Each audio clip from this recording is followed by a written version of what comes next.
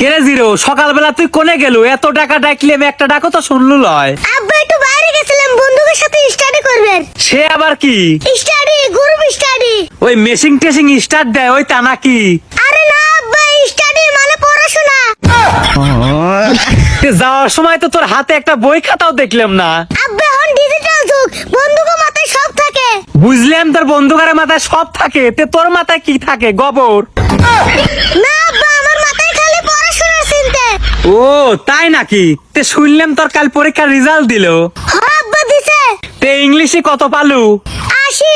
আলহামদুলিল্লাহ, যাক তাহলে তো আমার বেটা সে শিক্ষিত হয়ে গেছে। কিন্তু আব্বা একটা সমস্যা আছে। আবার কি সমস্যা? 80 আমি একা পাই নাই। মানে মানে এটা আমাকে বুঝো ক। মানে আমরা 18 জন মিলে 80 পাইছি। তোক আজকে আমি আপনি একটু ঠান্ডা হও, ঠান্ডা হও। ডাক্তার কাছে বেশি রাগ করলে পেশাব বাড়ে। তে গণিতে কত পাইছু? আব্বা গণিতে আমি ডবল সেঞ্চুরি করছি। 100 মার্কের মধ্যে তুই ডবল সেঞ্চুরি কেবা করে করলু? আব্বা দুইটা গুল্লা পাইছি। গুল্লা পাইছু মানে?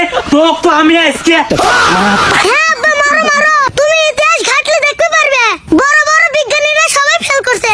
ওইসব ইতিহাস মিতিহাস বুঝিনি, তোকে আজকে মারবই। দর্শক আজকের মতন আমাকে লাইক কমেন্ট করে বাঁচান।